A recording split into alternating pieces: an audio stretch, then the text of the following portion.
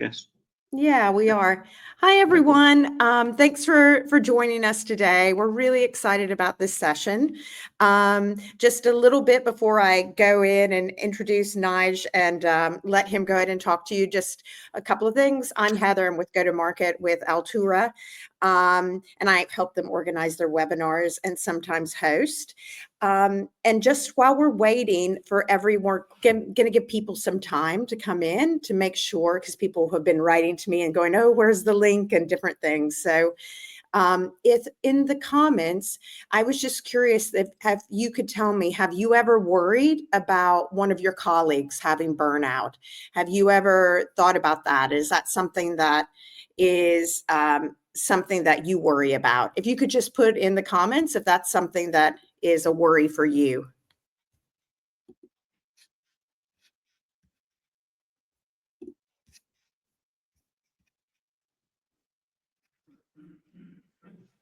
Yeah, right. Yeah, Leonie said worried for my colleagues and worried about myself. I hear you on that. Yeah. And Dirk, yes, it is for him as well. Yeah, everyone's coming in. Chris Smith, yeah, absolutely. Key role of bid leads in my mind. Loads of people. That's something that happens, and that someone Wimke said that someone actually quit because of it. Everybody's worried about themselves and their colleagues. Thank you. Thanks for sharing this. And just out of curiosity, do you have tools that you use to help you when you're feeling exhausted or burned out? Do you have something in your company, some kinds of programs or different things? I remember in another company I worked for, I think we had something called Modern Health or something like that we could get, like, coaching or therapy sessions once a week. So I was wondering if everybody's like, yes. Yeah. And Daryl's saying yes, because too often we celebrate the overstressed bid hero. I've been hearing a lot about that this week. That's very true. Yes, someone else saying someone quit their job because of it. Okay, great. All right. Well, thanks everyone. Thanks for joining, and thanks for everyone who watches this watches the recording later. Just wanted to let you know, in preparation for this webinar, we asked you to fill out an anonymous form with questions you may have, and some of you did that, and don't worry, there were really good questions, and we're going to get to those and address them in detail a little bit later or throughout the presentation. Nigel's gonna speak. We'll leave some time for questions at the end, and we'll probably ask us some questions during as well, so we can kind of have a conversation about this. But if you think of one and you're feeling a little shy or you don't want to put it here in the comments, here's my LinkedIn. You can write a note to me, and I'm happy to ask the question as well. So please feel free to do that. And then I just want to go ahead and jump in and talk about this complex topic. Very excited to introduce our speaker today, Professor Nigel Hudson. Nige is one of the bidding profession's most respected and approachable experts. And he always insists on keeping things simple and winning on your terms, which is something I really respect. And I've really enjoyed my chats with Nigel. He's passionate about professional development and well-being, and he's coached more than 5,000 people worldwide in business winning best practice. That's amazing when you start hearing these numbers, isn't it, Nigel? He holds the world's first professorship in bidding, and has a doctorate in how we learn through experience and in our high pressure careers. And as a consultant bid director, he's hold on to your seats. He's won more than £5 billion of business. There he says he prefers building and delivering award-winning bid academies and coaching teams on must-win pursuits. So after all of that, I'm very pleased to give you Nige to speak to us today. Thanks, Nige. Thanks for being here. Thank you. Well, morning all. Morning all. Wow, live up to that one then, Heather. Yeah. No pressure on me. So morning all.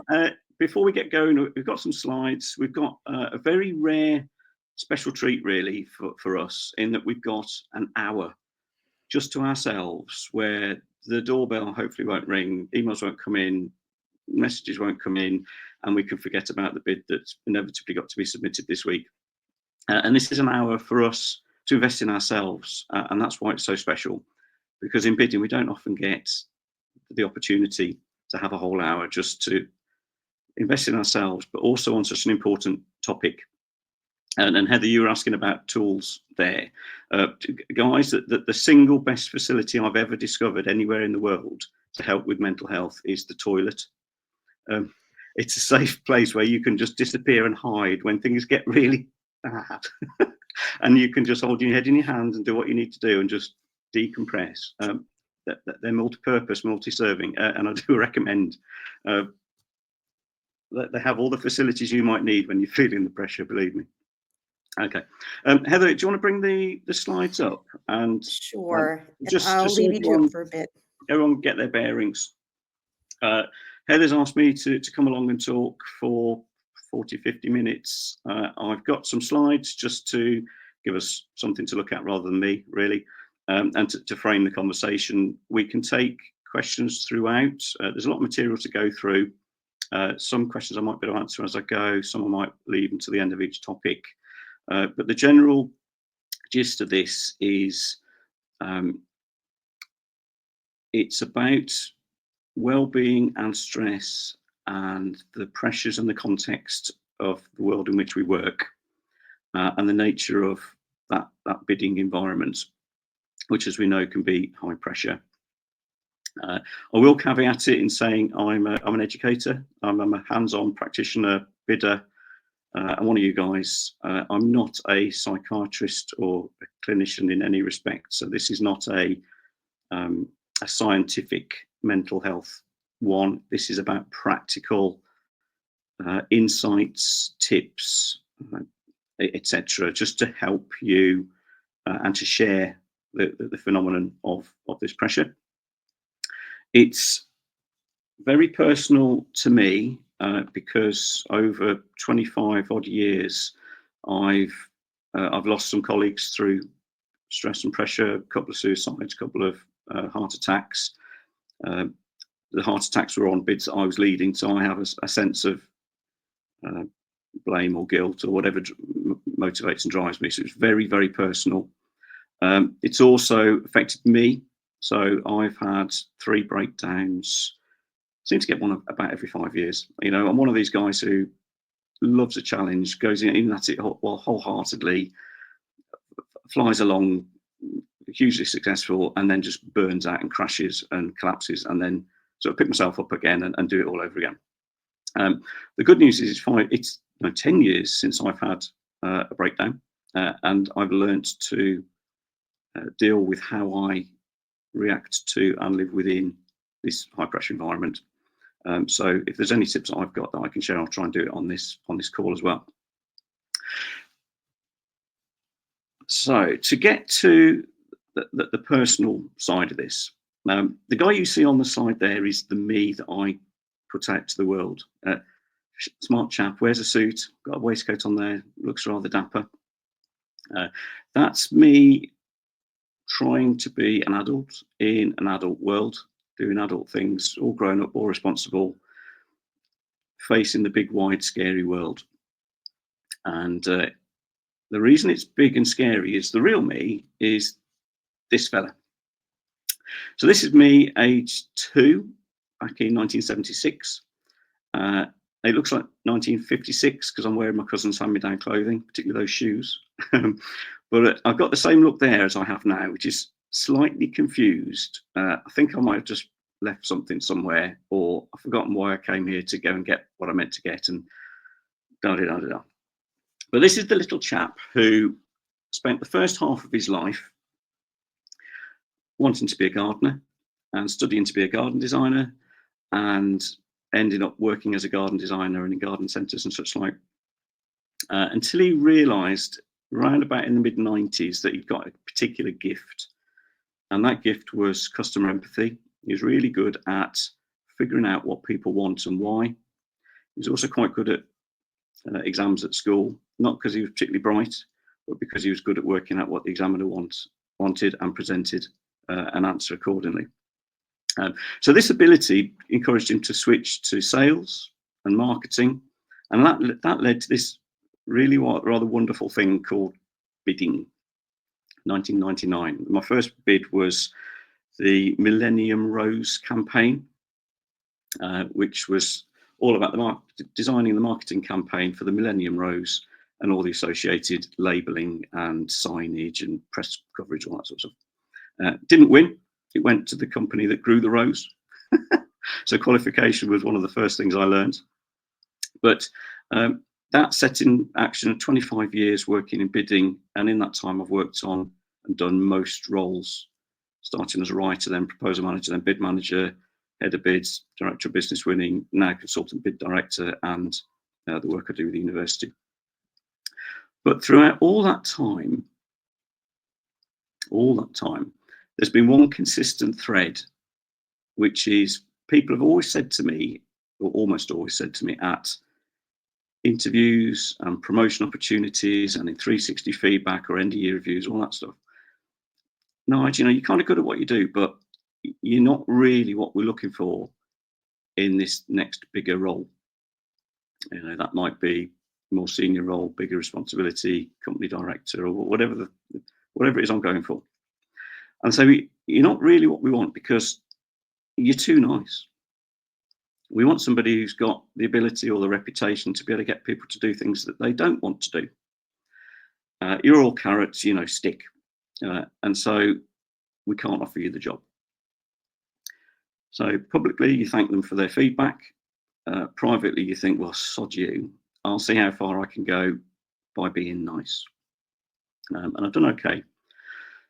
But my thing in all of it then is that I am a nice guy. I'm really proud of being nice. My purpose in life is to be here, being nice to others, adding value to their days, their work, their careers, helping where I can, and seeing them fly. And that's what gives me my vibe, and that's why I'm here now. And they're my terms of reference, what I call my terms of reference. So as long as I'm being nice, I know that I'm okay and the work I'm doing is okay. If I sense that I'm not being nice or nasty Nigel's coming out, something's probably wrong. And sometimes when I'm feeling stressed or can't quite put my finger on why I'm feeling crappy, I'll go back to that terms of reference, that first point, that am I being or feeling nice? Am I in a nice environment? Am I doing nice things? Because if I'm not, that's probably what's wrong. Okay. So I will encourage you to know what your thing is, because it's really easy to get busy in bidding and get stuck in the rut of just being busy without taking a step back to remember why we're doing it for us on our terms. And so in a little bit of a Star Warsy fashion, if we want to bring this right back to the beginning and say, you're always winning, right? You're always winning so long as you're doing it on your terms, and whatever it is that you're doing is serving your needs and meeting those terms of reference. So you're always winning so long as you're having fun. You're always winning so long as you're paying the bills. You're always winning so long as you're helping others. You're always winning so long as you're being nice. You're always winning so long as you're learning, growing, developing, becoming bigger, better, more fulfilled, whatever it is. And whatever those words are or that word is, have it imprinted in your mind so that you've got your reference point as you go through this career of ours. Okay. And it's entirely unique to you. And it can be private to you, or it can be public to you. And in this environment where we're all friends and it's safe, I'm happy for you to reflect and think about what your thing is. So you're always winning. We work in bids. We're here to win stuff. Sometimes we win bids. Sometimes we lose bids. Sometimes we win bids that we wished we'd lost. Sometimes we lose bids that we're glad to lose or wanted to win. But as long as we can identify through the process of doing both that we're fulfilling our terms of reference, then we are winning. Okay, I'm just going to pause and have a little drink just to let you think.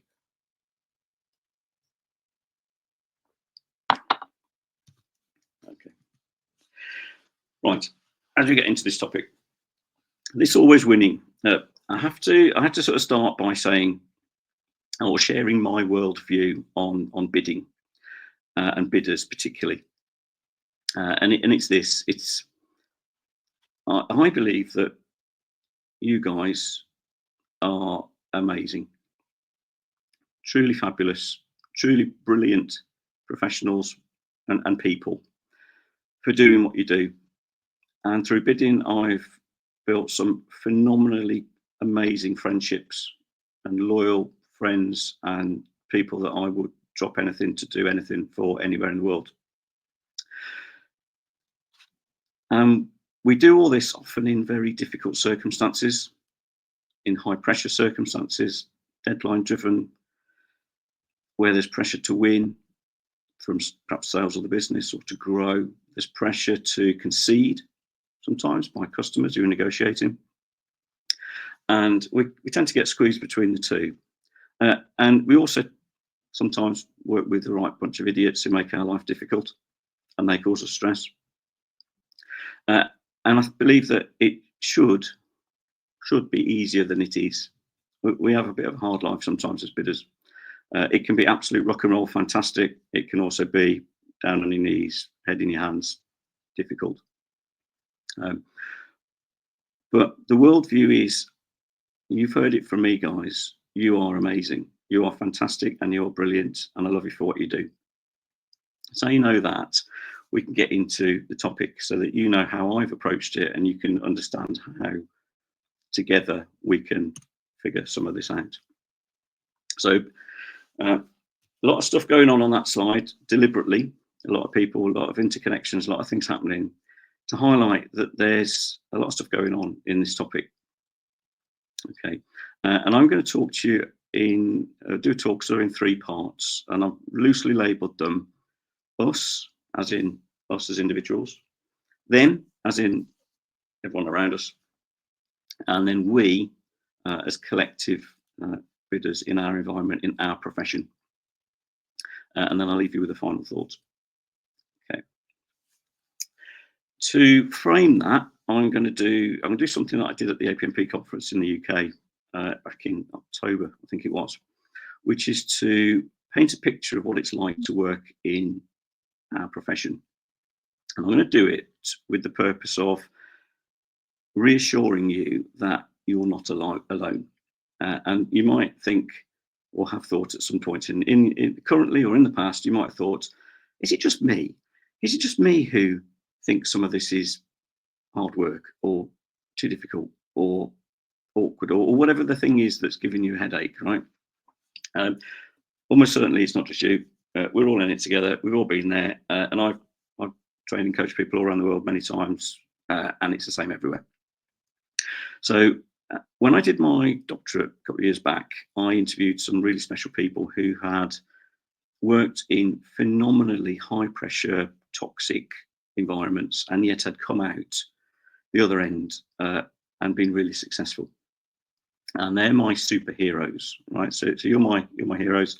These are my superheroes, people I've worked with who've made me just go, wow, how have you done what you've done in environments that's made me very ill, caused other people to die, but yet you've come through and you've championed, and you're still a thoroughly amazing person as a result of it.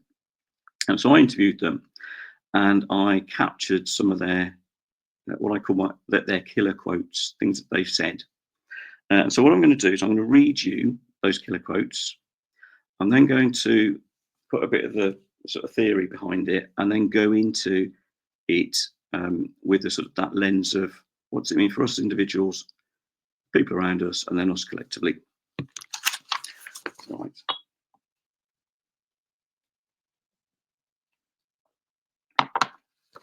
Written down. So I'm reading this, guys, so bear with me.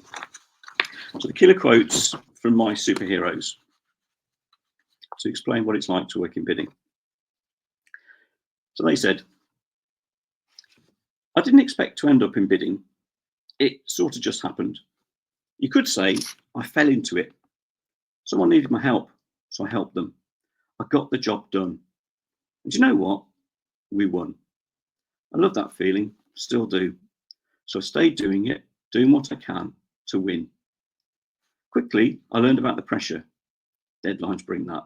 But I rode it out, loving the adrenaline and, the buzz of winning. Eventually, I got good at it and decided to push myself further to get a bigger role. You know, go for a new job in a different company, but it's still in bidding. Because bidding's bidding, right? Same everywhere.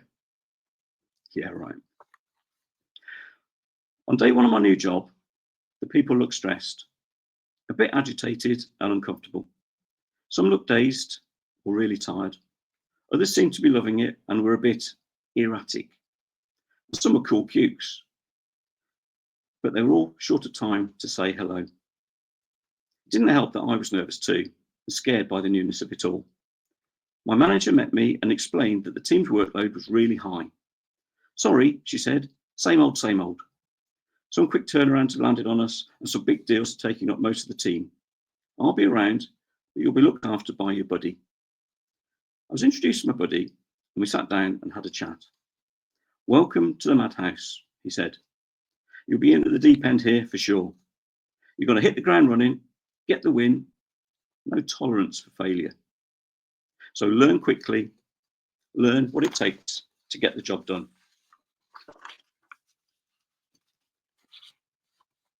He was right. Within a week, I was on 3 bids, running around like crazy, trying to pull things together, living on my nerves, just doing. Was I learning? I felt the need for sure. Real urgent need. There were books, courses, and e-learning stuff, loads to go at, but where to start? And how could I find the time to wade through it? I felt swamped, like everything was too much, too new, unfamiliar, and a bit freaking scary. I'd hit the ground all right, flat on my face. No tolerance for failure. I kept thinking of those words. I needed help, but from whom? It was such a stressy culture. Nerves were so on edge and all up and down in a flap. And all made worse by my manager's constant reminders of better, faster, more efficient. What did he mean? I spoke to my buddy. A lot to take in, eh? It's hard to breathe in a wind tunnel. It's like multitasking on speed, I said. One eye on the job and the other on how to do it. Yep, he replied. You've got to learn to do half the job in half the time.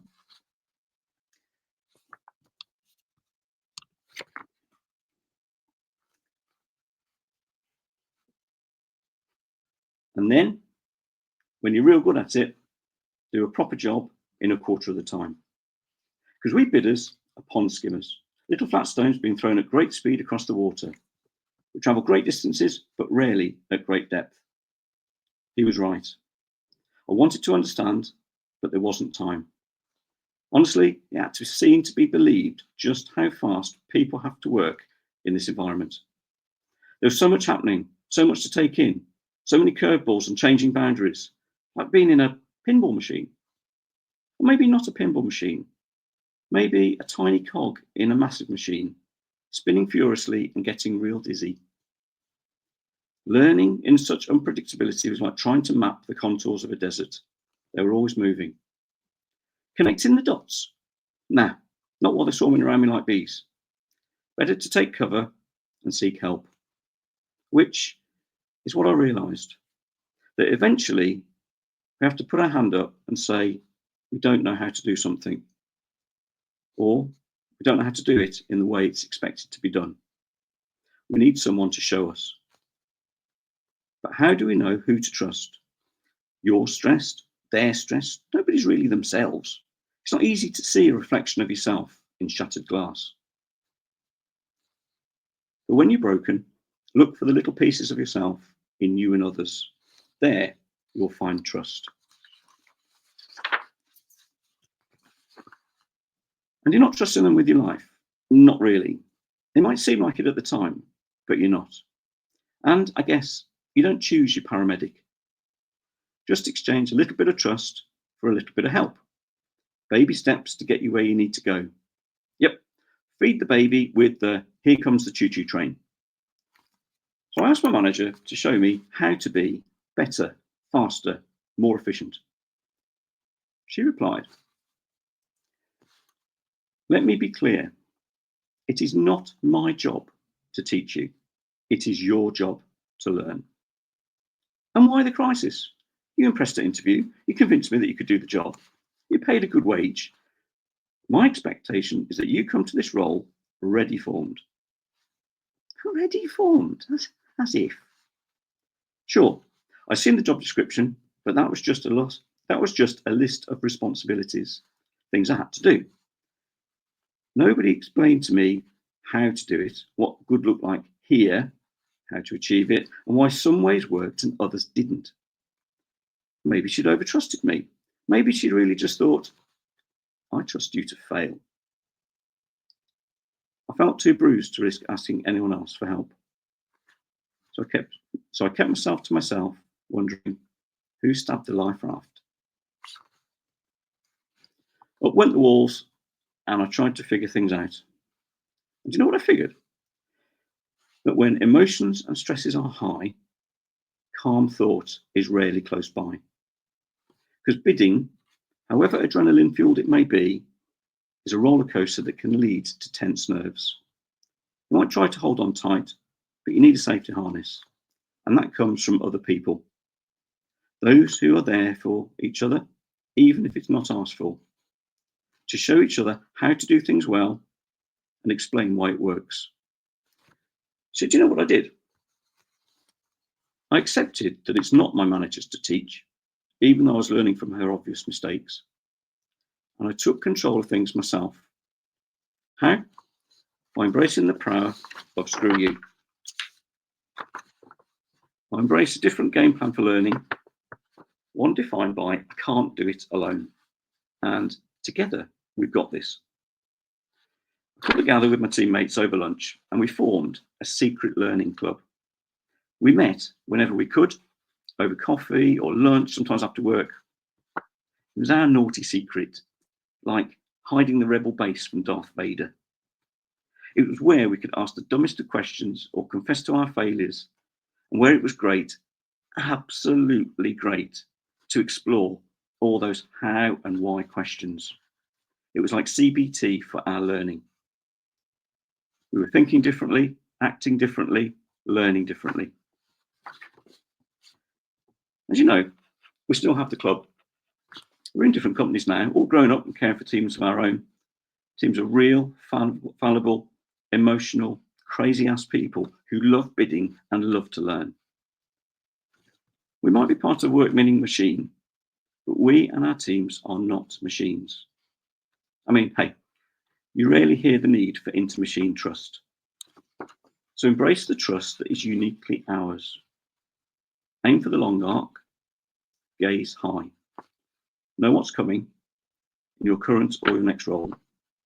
Understand what good looks like and what it will require you to do and be. Prepare, observe, practice, and understand, so that someday someone might approach you and say, "You are amazing. Please show me how you do it, because I want to be just like you."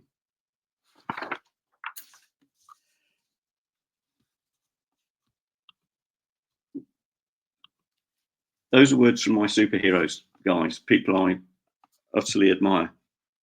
I'm hoping that their views have resonated, and some of it may have sounded familiar, or some of it may have sparked thoughts.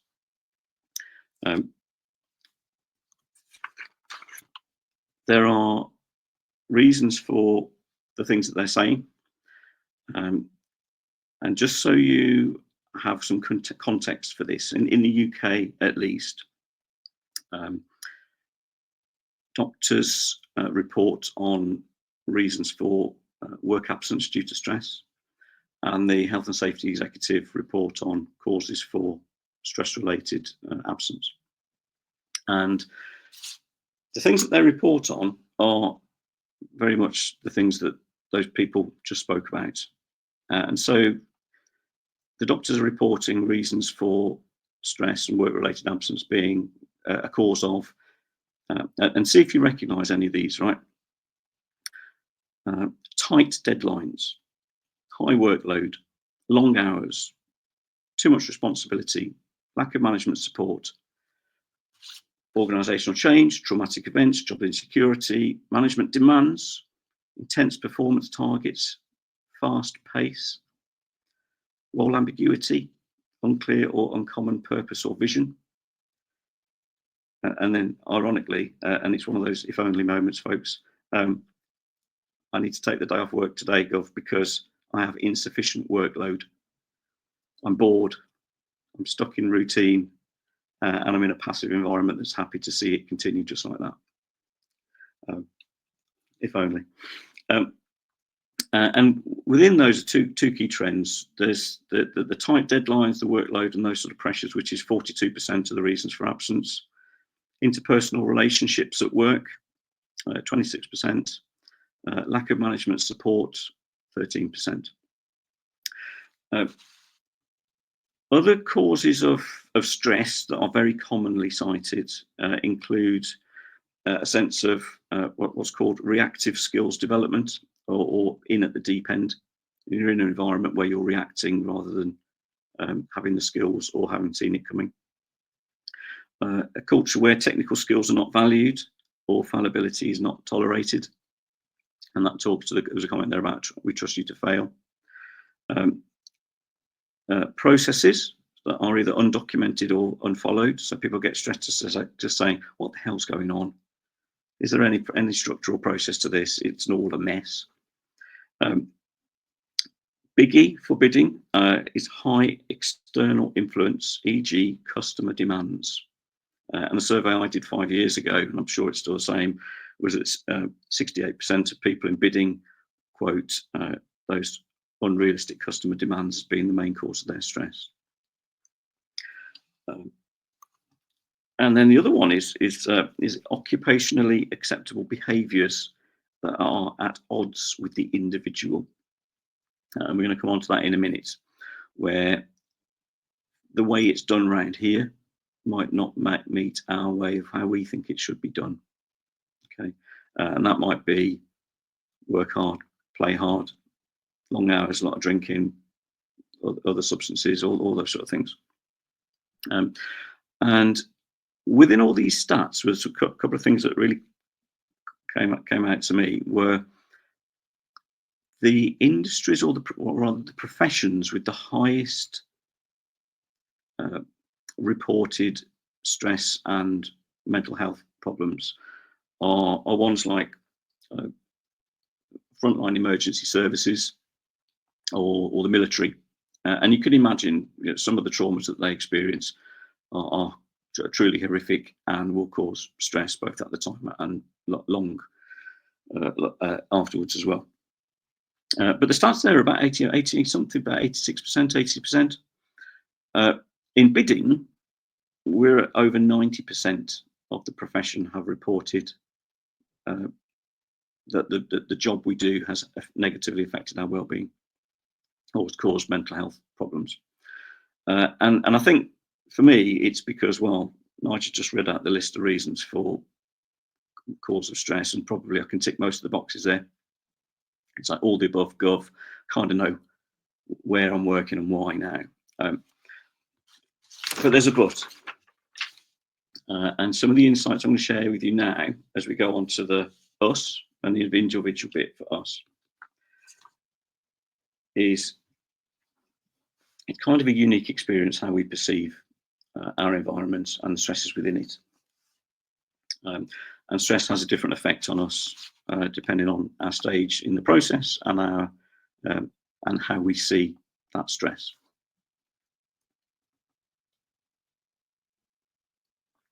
So a little bit about stress and how it affects us.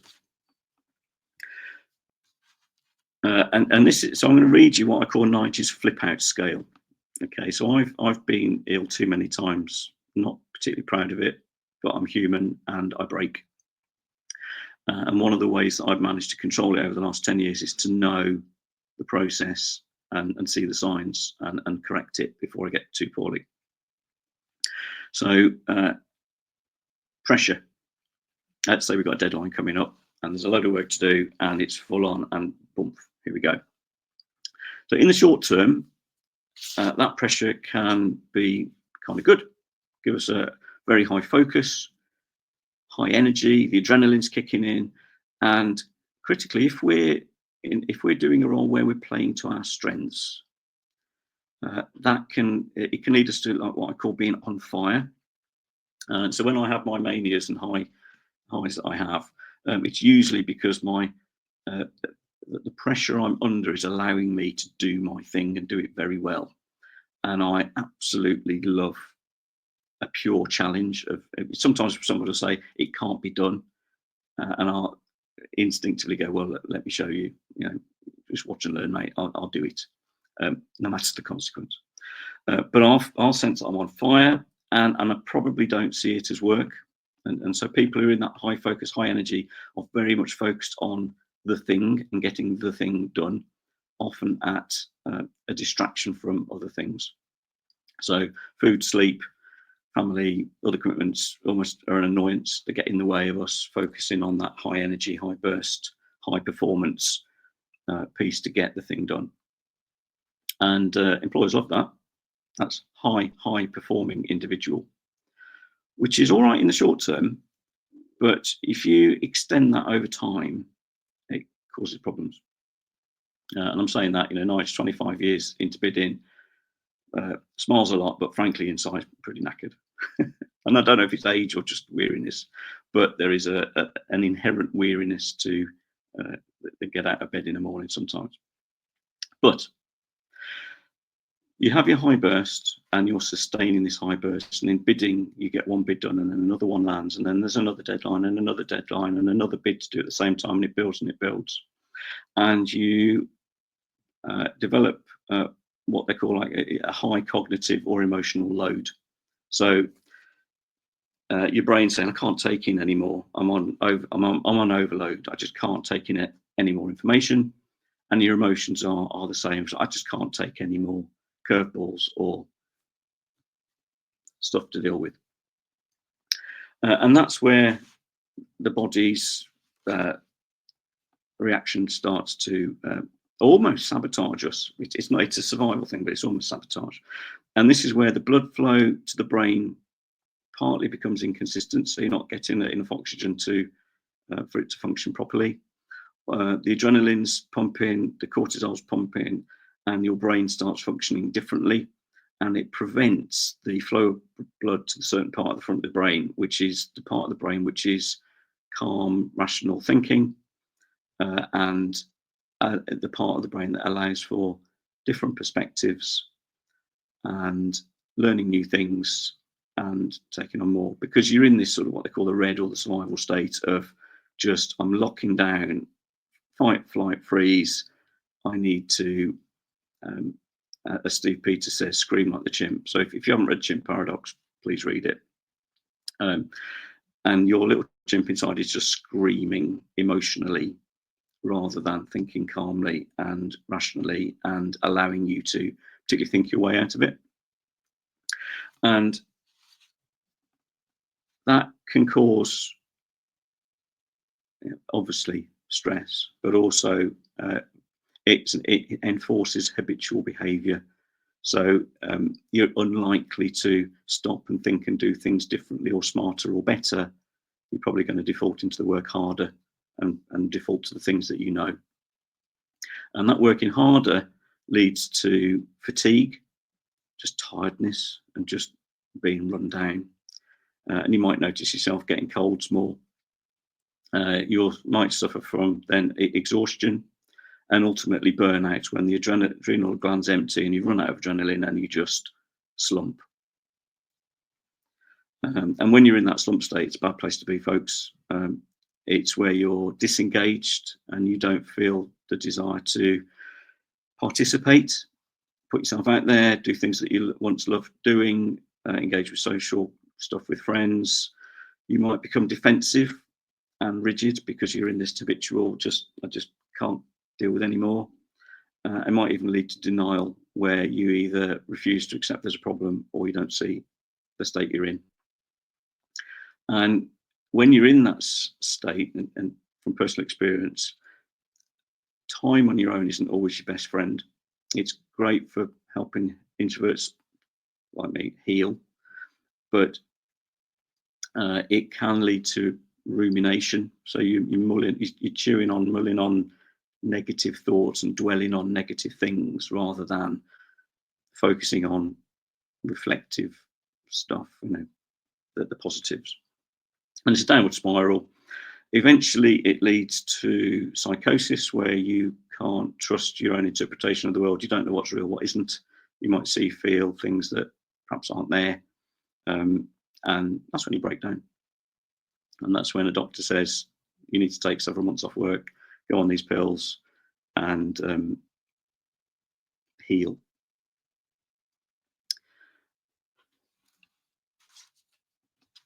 I've been there 3 times, right to that lowest point. And it's been a while since I have. In that while, I was on antidepressants for a long time. Last 5-6 years, I haven't been. And the reason I've been able to control it since is by realizing that I'm not the victim, or rather, I have a tendency to see myself as the victim. And there's this world out there and all this stuff doing stuff to me. Okay. And the realization, and the theory supports this, is that our world, our context, is not really exclusively external to us. We are there within it. We are actors within it. And so one of the first things you have to say to yourself is, what am I doing, or what am I not doing that is contributing to this? Is there something I should or could be doing that can affect this for the better? And I learned that my fight, flight, freeze reaction is freeze, and that I will sit there and endure way too long things that are way too horrible, moping on my own for too long. Just freeze. So know your reaction. And that external piece, there is people talk about lived reality. Okay. And what they mean by that is everybody's lived reality is entirely unique, because we perceive the world and we interpret the signals that come into our brain. We perceive them entirely uniquely based upon our worldview, our fight, flight, freeze, our reaction, our intelligence, our whatever it is, experience today, cultural value, whatever. It's entirely unique. So 2 people can experience the same thing. One can say that was absolutely awesome and I loved it, and the other one will think that was truly horrible and I never want to do that again. And rollercoasters are probably the best example I know for that. Put me on one and I probably can't speak for a week afterwards. I'm so terrified, and yet there are others who can't wait to get back on it again. Okay. So lived reality is very important, and perspective is very important in understanding our interpretation of our experience and how it influences our stress. Okay. And remember that when we're in that stress state, we're perhaps not thinking that clearly. So it can be difficult to trust our interpretations of that environment when we're in that state. And so what I recommend is that, and there are websites and tools and everything on this one, folks, but breathing is super important. Calm it down, breathe for 3 to 5 minutes just to get that blood flow going correctly.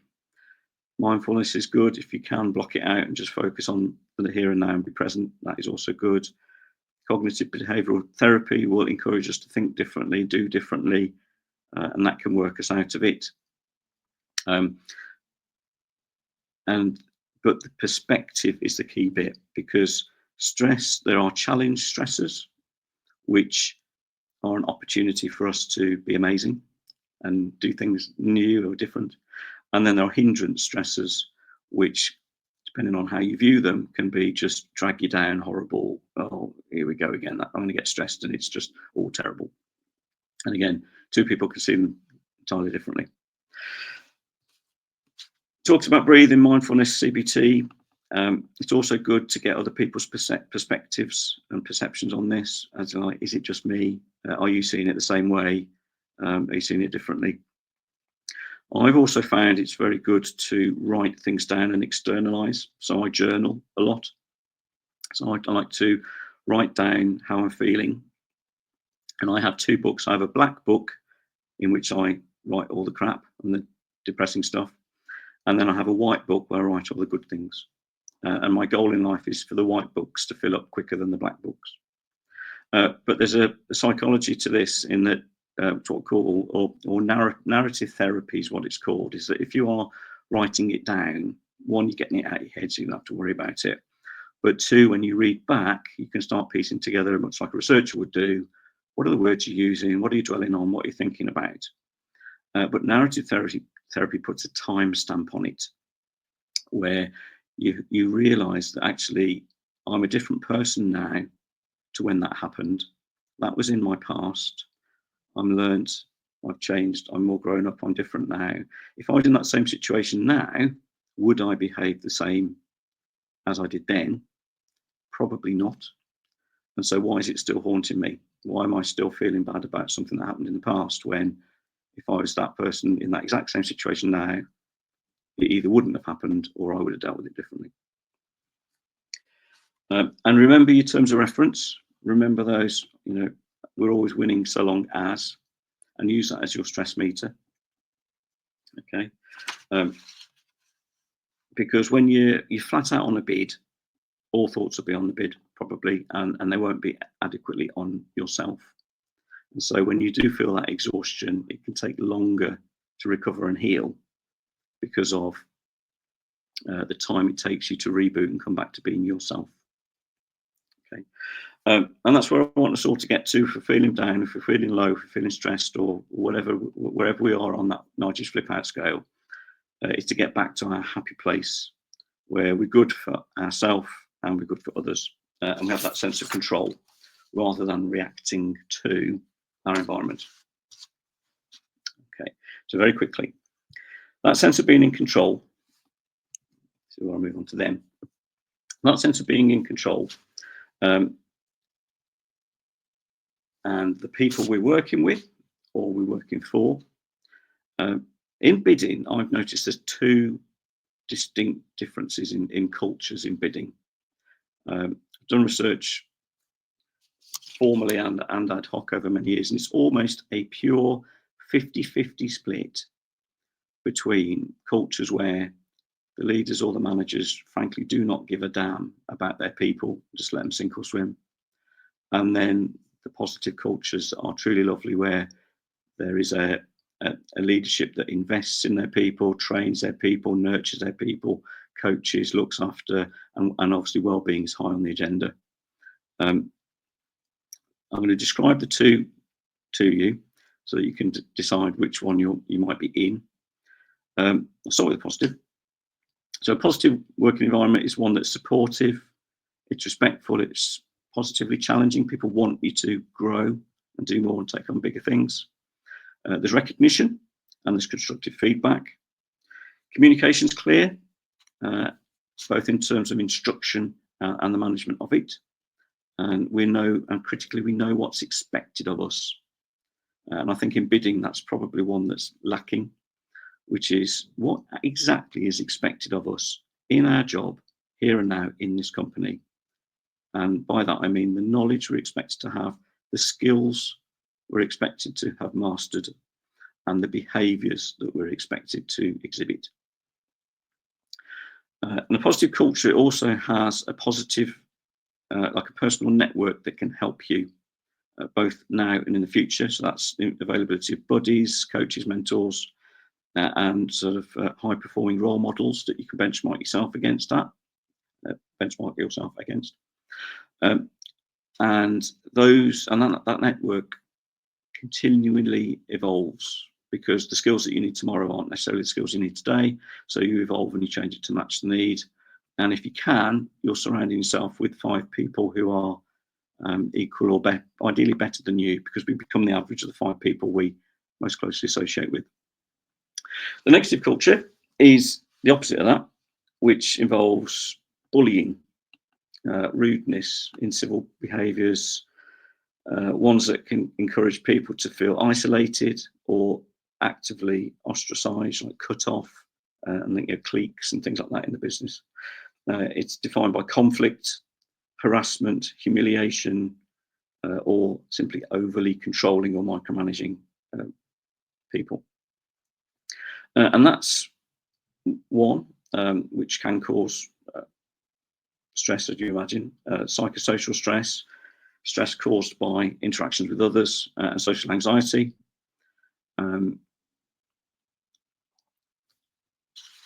But note that when we're talking about working with others, we might be stressed and having that unique perspective of the world and not thinking clearly or behaving clearly. They might be doing exactly the same. So it's a difficult environment in which to trust or to learn from others or to be with others, because the culture and the pressures within it may be making everybody behave a little bit not normal, or not their normal. Okay. And so the important things are psychological safety. So if you're a manager, please ensure that it's a safe place for your people to work and learn and ask questions and want to grow and try things that are different and stretch themselves out of their comfort zone, so that that stretching doesn't make them anxious or stressed or ill. And trust for me is a key one. It's what I did my doctorate in, trust within bidding. And trust is defined as a willingness to be vulnerable. Okay, so another benchmark or another meter you can use is, do I trust the people around me to show me what to do, how to do it? Can I say to them, I don't know how to do this, without any fear of negative consequence? And that dynamic of trust is both vertical, you and your manager or subordinates, or horizontal amongst your peers. And remember, folks, it isn't just within your organization, it's inside and it's outside. So that's your professional network on sessions like this, and outside your company, and also your social network, because we're talking about well-being, right, and mental health. It isn't just work related. This is a holistic thing that affects you in all manner and elements of your life. Okay. I'll mention about the bidder's makeup, because I think bidders fundamentally have a desire to please. Somebody somewhere in our lives has tapped us on the shoulder and said, we've got a bid to do, you could help, you've got a reputation for getting things done, or you're a good writer, or whatever it is. Could you do this for us? Could you help? And maybe that's how we got into bidding. It certainly wasn't me, right? But in our DNA is our desire to help, which makes it very difficult to say no. We see that in qualification, sign-on, sign-offs, or simply saying no. So we end up being overloaded and doing more than perhaps we should, or having a fundamental desire to please, even when we are feeling terrible. We'll keep going beyond the point at which we are being any good for others, really, or ourselves. And that leads me in the last 5 minutes. And Heather, I do apologise, I'm running over. I can stay on longer if people want to ask questions. But just finally, we together have an opportunity to help one another and be there for one another. We talked about that secret learning club. We talked about hiding a rebel base from Darth Vader or whatever it is, but there's a network of friends, and we're all on this call now, who are there for each other to help each other. And we've got that collective power, and we've got the mass to affect change and affect the change we want to see. We can start with ourselves, and collectively we can change that within our teams, organizations, or as a profession. But there's a big but. I'd like to introduce you to Nigel's new supercomputer called Bidder, or Bidder. I'm working in Bristol at the moment, folks, so it's Bidder.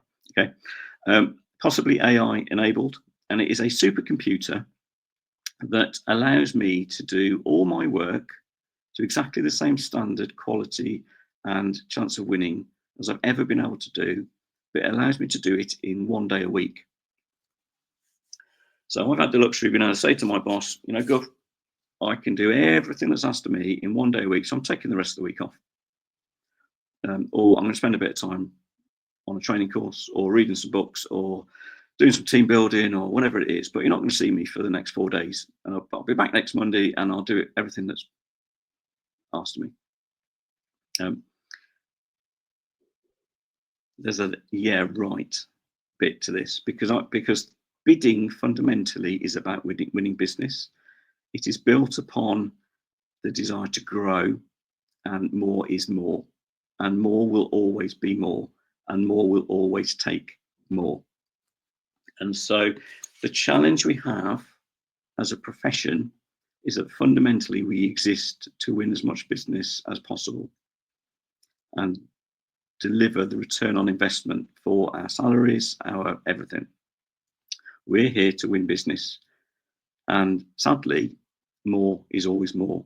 And so I question whether that foundation or that bedrock for our profession, it might actually be fractured because of this more is more, which might then make it difficult for us to change where we need to change.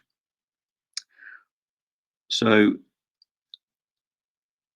inevitably, Nigel, this supercomputer, will still have to work Tuesdays, Wednesdays, Thursdays, making that bid even better quality or reducing the risk even more or doing what it is.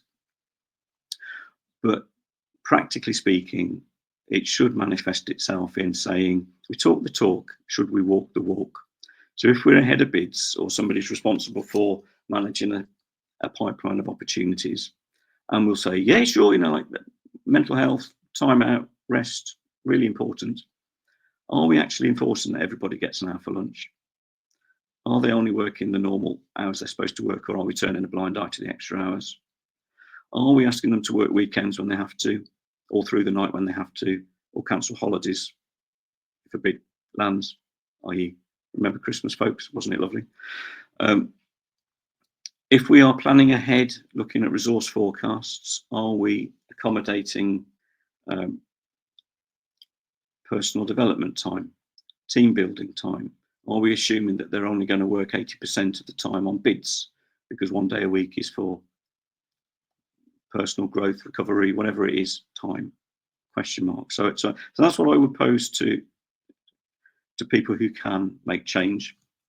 But for us as individuals and some who can't elicit that change, really just remember that, folks, we are human. We're not machines. We are real, fallible people. We laugh, we cry, we get tired, we get sad, we have good days, we have bad days. And resilience isn't about being thick-skinned. Who honestly wants to be so thick-skinned that they don't feel anything or don't appreciate that others are feeling things? That's horrible. So accept that you're going to be up and down, learn and adapt and keep going. But always remember that you are or should be seeking to win on your terms. So remember your terms of reference. And so as I conclude, if in the last hour, me being nice and sharing things in a truthful fashion has in some way benefited you, I'm a happy chap, I've done my job. But I hope that has helped you to think about what your thing is and your terms, so that when you are going back to your day job, you will know why you're doing it. And if you're sensing that things aren't right, you'll know why. So please win on your terms. And that's me done. Heather, thank you very much. Hi. Yeah. Oh, that's great. Thank you so much. I really enjoyed that, Nigel. I know everyone else did as well. Loads of nice comments. Yeah, I have to drop now and say bid deadline. Leslie, lots of love out there for you and for what you've shared. If we can stay on just a few minutes to answer a few questions we have, mainly the ones that came in through the form, if that's okay. It's one I had myself. When someone was talking about, like, how do you deal with losses when it's not like in a perfect world, you have one bid you're working on, and then you get a little mourning period if you don't win, and then you're on to the next. So how do you deal with a loss when you're in the midst of writing for a new tight deadline? You've got to capture it real quick, really. So we might have a formal win-loss process, but often it's captured and then stuck in a drawer and forgotten about. The important bit is that we are doing a personal, individual win-loss for ourselves. What did I do well on this bid? What didn't I do well on? What could I do better? And if that can be in your 20-minute lunch break or on your drive to work or drive home, whatever, use it then. Collectively as a team, try and get the information gathered or get somebody neutral to facilitate that session and capture that information. But capturing it's only half of it. It's sharing it with other people and other bids that they learn from that, and focusing on what would we do differently or better, not simply just the witch hunt of why did we lose. Yeah, great. We also had Cam ask one about senior management adding on more bids for you to bid on, and how is the best way of handling this? So when you were talking about a little bit at the end, the more is more and more, like, how do you push back? Well, I hate conflict, guys. That's why I get stressed, right? There's a negotiation and there's a plan as well. And I think use the statistics of your team to drive it. So utilization rates are really good. Are people aware, and are people planning ahead for how busy people are and how busy we expect them to be, and matched with how they are individually. So there's a max level of how many bids you can work on. But the more tired you get, the harder that becomes. And I've never seen, shamefully, I've never seen a company anywhere no bid something because the team's tired. Right? Sometimes we'll no bid because the team's flat out busy and physically cannot take on any more. And then there's a negotiation trade-off. Is like, if it's this one and we've got to do it, which one do you want us to drop? Because we can't physically do any more. And enough's enough. But it's having those conversations ahead of the curve rather than when it happens. And the challenge we see everywhere is these what I call pop-ups. These bids that come out of the blue, they're strategic. We must bid them. And oh, by the way, you've got 48 hours to turn it around. You know, they were never on the pipeline. They were never there. They're just noise that's caused to make our life difficult. And the win rate on those is generally low anyway. Because if you knew it was, if you wanted it and you got the relationship with the customer, you'd have known it was coming and done your capture to build the right approach. Great. Another one is there a way, have you found a way to build in mental health into the team, like as on a management level, like to find like how you can approach the C-suite to like talk to them about like this and how it will give you the best possible results?